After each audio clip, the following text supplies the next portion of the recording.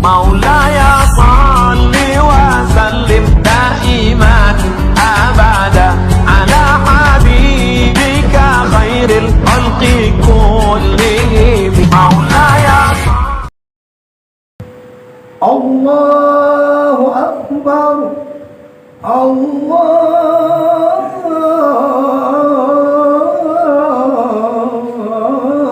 أكبر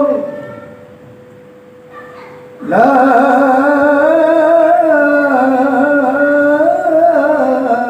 إله إلا الله.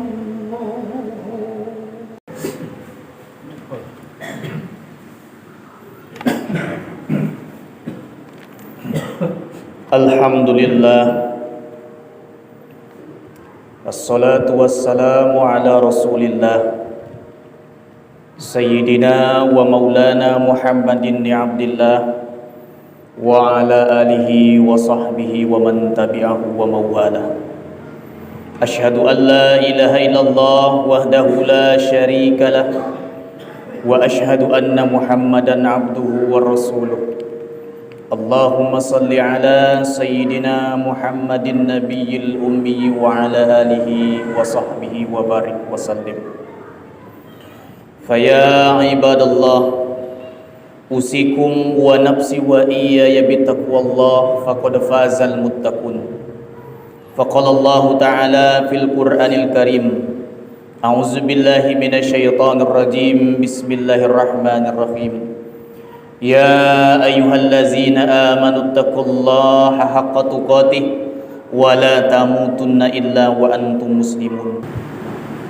Kaum muslimin jamaah Jumat yang dimuliakan Allah Subhanahu wa taala, marilah kita senantiasa meningkatkan ketakwaan kita, keimanan kita, dan keistiqomahan kita dalam beribadah kepada Allah dimanapun, kapanpun, dan dalam situasi apapun itu.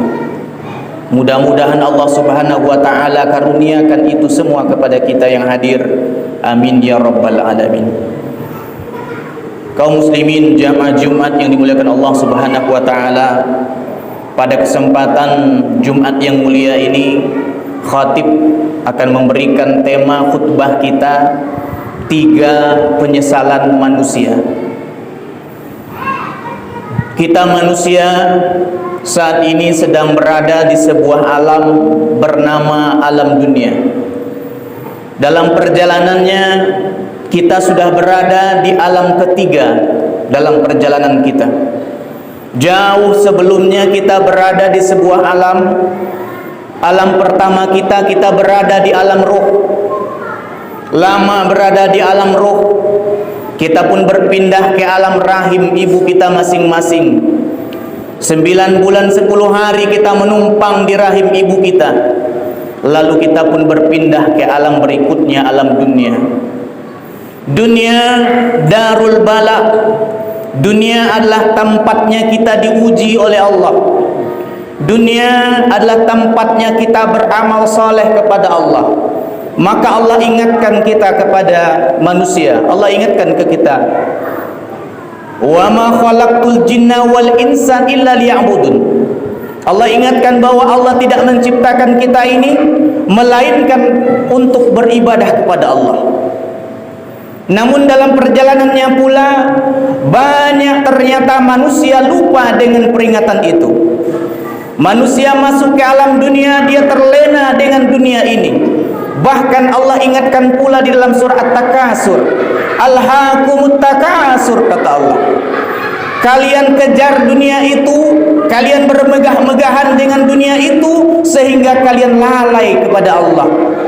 Hatta zurtumul maqabir, sampai dengan tiba-tiba kalian terkejut, kalian telah berada di alam kubur. Begitulah kita di dunia.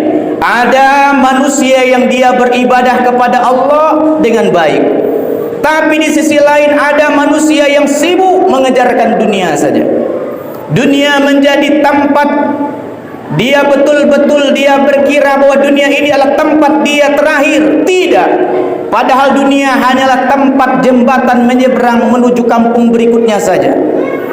Dia menyangka bahwa dunia ini adalah tempat mengumpulkan harta sebanyak-banyaknya. Maka dia berangkat pagi pulang petang. Bahkan ada yang berangkat pagi pulang pagi lagi, lupa dengan ibadah kepada Allah. Kapan dia menyesal? Allah ceritakan dalam Al-Quran.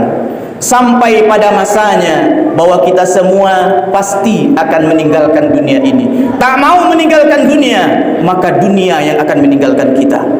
Berpindah alam kita dari alam dunia menuju kita ke alam barzakh. Allah Subhanahu wa taala ceritakan penyesalan pertama manusia berada masuk ke dalam barzakh. Manusia berkata, Rabbirji'uni ya Allah, ya Allah, kembalikanlah lagi kami ke dunia. Na'mal salihan fima taraktu ya Allah. Ya Allah, balikkanlah kami ke dunia ya Allah. Kami ingin beramal saleh. Dulu di dunia kami tidak solat, kami ingin solat. Dulu di dunia kami tidak puasa, kami mau puasa. Di dunia kami tidak mau ke masjid. Kali ini kau berikan aku kesempatan ya Allah, aku mau ke masjid. Tapi Allah katakan, kalla, tidak mungkin, kata Allah.